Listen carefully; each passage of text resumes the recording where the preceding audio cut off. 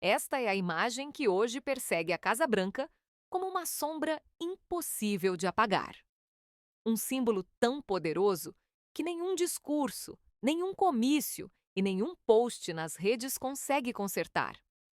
Você abre as transmissões de segurança ao vivo de aeroportos-chave, Nova York, Los Angeles, Chicago, e o que aparece simplesmente não faz sentido dentro das regras normais do capitalismo moderno. Sexta-feira, final de janeiro. E os terminais que costumam ser o coração pulsante do comércio global parecem cidades fantasmas, corredores vazios, esteiras de bagagem girando para ninguém, balcões apagados, silêncio, onde antes havia idiomas misturados, turistas, executivos, tripulações de carga movendo a riqueza das nações. E então chega o dado que, em Washington, soa como uma sirene de guerra às 6 da manhã, horário da costa leste. Um movimento coordenado que começou como um meme na Europa, explodiu na Ásia e amadureceu em questão de horas. Aterrissou oficialmente em solo americano com uma velocidade assustadora. Estão chamando isso de o Grande Boicote, a versão moderna de uma arma econômica de destruição em massa. Mas sem tratados, sem votações, sem meses de negociação, como acontece com sanções estatais. Isso atinge instantaneamente porque não depende de governos, depende de pessoas, e pessoas se movem mais rápido do que qualquer chancelaria. Nas últimas 24 horas, as reservas internacionais de viagens para os Estados Unidos despencaram de forma dramática. Operadores logísticos em portos europeus começaram a desacelerar o descarregamento de mercadorias americanas com inspeções intermináveis. E, em uma virada que fez o pré-mercado tremer, consumidores asiáticos passaram a transmitir ao vivo atos simbólicos de rejeição contra produtos icônicos, transformando o boicote em um espetáculo viral. E aqui está o problema para Trump. Sua presidência, mais do que qualquer outra, se sustenta sobre uma ideia: a marca, a sensação de que os Estados Unidos são o lugar que todos desejam, o centro do mundo, a inveja do planeta, o produto definitivo. Mas, pela primeira vez na história moderna, a marca EU-Pass se tornou tóxica em escala global. Não por um embargo oficial, mas por repulsa, por uma rejeição cultural que virou hábito de consumo. E depois, pressão econômica. Fontes internas descrevem um presidente furioso e assustado. Não porque ache que perdeu um debate, mas porque entende o fundamento real do capitalismo. Você pode obrigar um país a assinar um papel, mas não pode obrigar um cliente a entrar numa loja. Você pode ameaçar com tarifas, pode agitar bandeiras, pode gritar em conferências, mas não pode forçar milhões de pessoas a escolherem o seu produto quando decidem que o seu nome causa nojo. E por isso, enquanto o mundo fala de um boicote massivo, a mensagem que se tornou viral, essa sensação de destruir a América, atribuída ao próprio Trump, amplificada em clipes, remixada em memes, repetida como um mantra, se transformou em um detonador emocional, uma ideia pegajosa que viaja mais rápido do que qualquer comunicado oficial e que transforma compras cotidianas em atos políticos. Neste relatório especial, vamos desmontar passo a passo como funciona esse boicote global, porque sua velocidade está paralisando Washington. Quais mecanismos o tornam mais perigoso do que uma sanção tradicional? E qual é o próximo nível que o mundo está preparando como opção de último recurso? A ferramenta financeira extrema que está sendo carregada, em silêncio, como um míssil pronto para sair do silo. Porque isso não é apenas sobre ser ignorado. Isso parece como se estivéssemos sendo apagados do mapa econômico. Para entender o pânico, observe a sequência. Governos se movem devagar. Multidões se movem rápido. Depois de uma cadeia de episódios que alimentaram indignação global. Insultos diplomáticos, ameaças, vídeos virais de violência. Cenas que circularam como prova de que algo havia apodrecido. O estoque de boa vontade internacional foi drenado em dias. Começou no norte da Europa, onde um desafio viral virou tendência. Cancelar assinaturas, trocar marcas, substituir bebidas americanas por alternativas locais. Cancelar férias planejadas para a Flórida e reservar viagens para a Espanha ou Grécia como forma de protesto. Uma coreografia digital fácil de copiar, que saltou de cidade em cidade como fogo em capim seco. Depois veio a França, onde a relação de amor e ódio com o poder americano facilitou o tom teatral. Cartazes escritos à mão. Aqui não servimos produtos americanos. Vídeos de consumidores devolvendo roupas e tênis. Hashtags que misturam ironia com raiva. E um orgulho nacional que transforma o boicote em uma performance coletiva. Depois, o impacto chegou à Ásia e ali mudou de escala. Na Coreia do Sul e no Japão, aliados humilhados por comentários com tom de chantagem, o boicote virou corporativo. Campanhas relâmpago oferecendo trocas, descontos agressivos, slogans como "mude para estabilidade", "mude para respeito", enquanto a juventude transformava a rejeição em tendência cultural. O ponto-chave é este. Não é só política, é repulsa. E repulsa é uma força comercial brutal. Quando comprar um produto parece financiar uma vergonha, o hábito se rompe. Analistas chamam isso de um cisne negro reputacional. Você não vê isso nos modelos, mas quando chega, derruba setores inteiros. E o elemento mais perigoso não são os consumidores que deixam de comprar, são os trabalhadores que deixam de mover. Sindicatos de transporte, estivadores, logística. Pessoas que controlam os gargalos do comércio descobriram uma alavanca perfeita. Eles não precisam anunciar uma greve total para estrangular uma cadeia. Basta atrasos construtivos, inspeções extras, protocolos de segurança estendidos, papelada.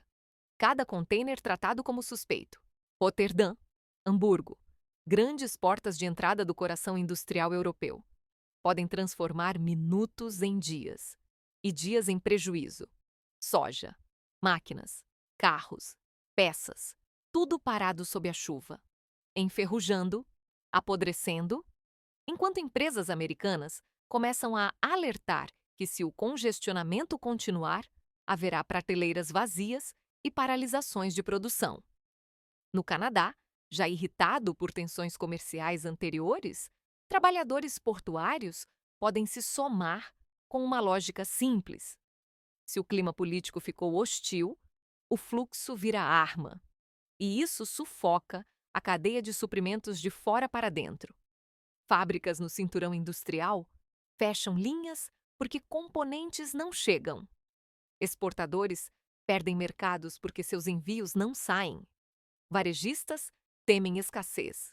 E o pânico se espalha pelas ruas, onde surge o fenômeno que transforma a economia em psicologia.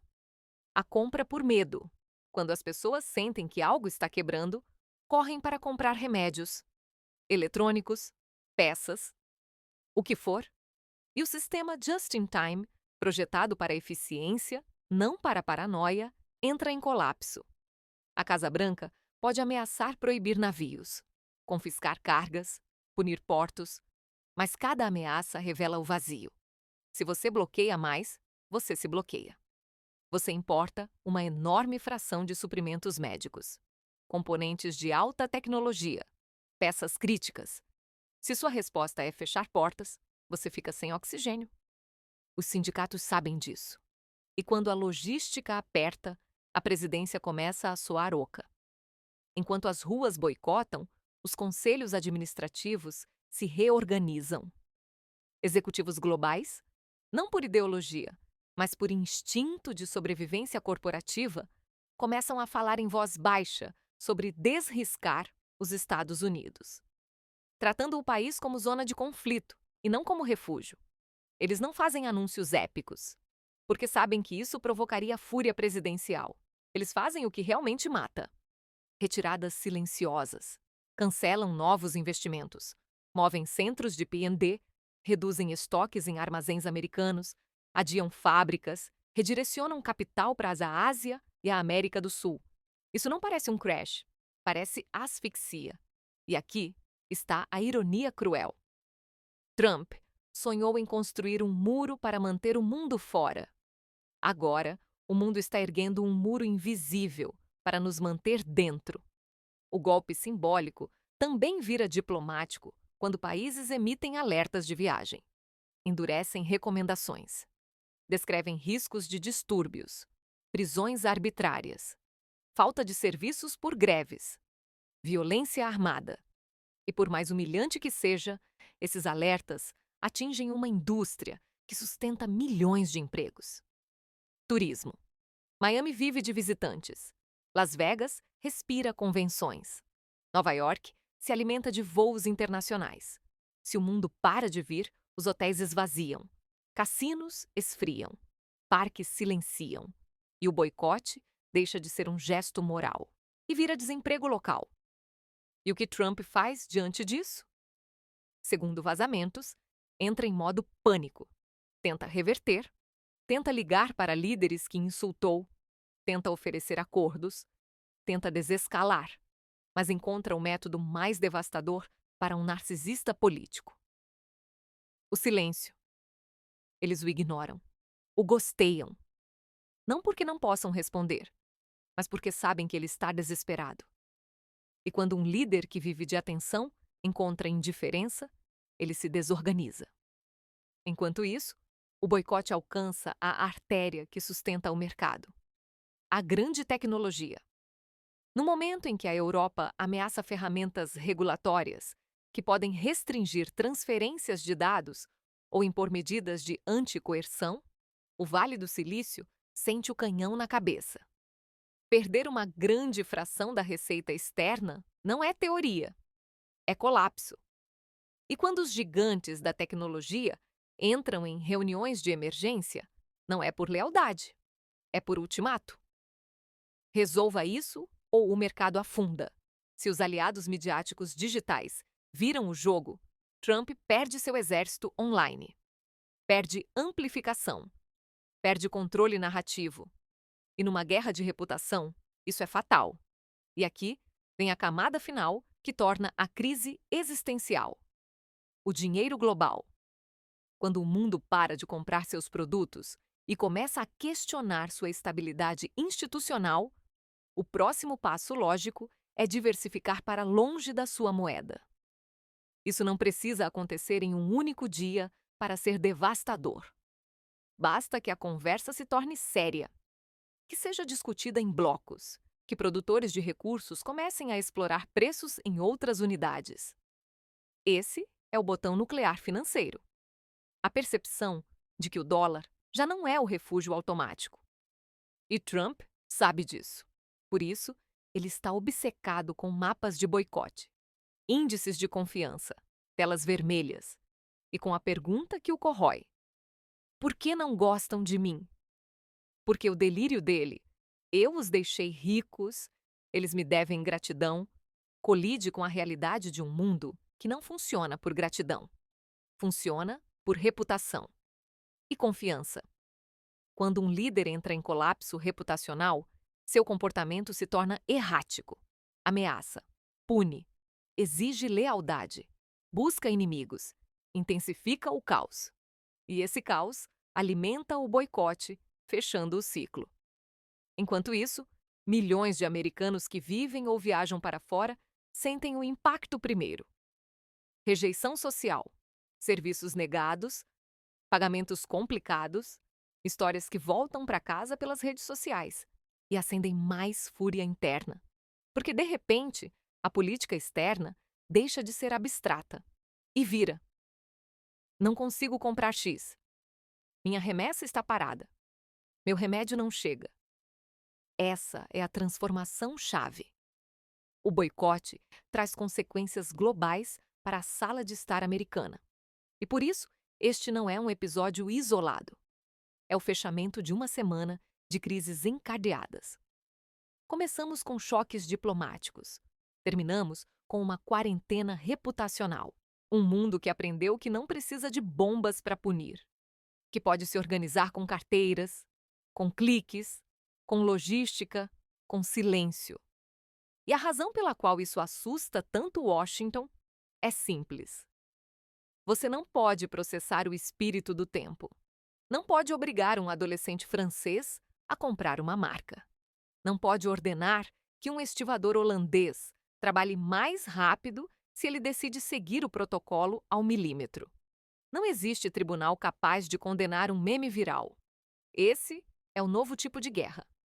Assimétrica, cultural, econômica, instantânea. Uma vez que uma marca se torna tóxica, recuperá-la leva anos. E mesmo que Trump desaparecesse amanhã, a mancha ficaria. Por isso, algumas regiões dentro dos Estados Unidos começam a agir por conta própria, tentando salvar seus próprios setores, abrindo canais e dizendo: não boicotem a gente. Fragmentando a resposta nacional. Porque quando o centro não consegue proteger o comércio, as partes tentam sobreviver sozinhas. Esse é o verdadeiro medo. Não apenas a queda nas vendas, não apenas a perda do turismo, não apenas a pressão sobre as ações, mas o início de uma fratura. O mundo está ensaiando como é um planeta que apaga os Estados Unidos de certos fluxos. E a cada hora que passa, o boicote deixa de ser protesto e vira sistema. Então, enquanto o slogan "Começa o boicote global" se materializa em aeroportos vazios, portos lentos e telas vermelhas, o que está acontecendo não é uma discussão no Twitter. É um mecanismo. E quando o mundo encontra um mecanismo que funciona, ele repete. Inscreva-se, porque isso não termina hoje. Na segunda-feira, o mercado abre. E quando o mercado abre com medo, o medo vira política. E a política vira história.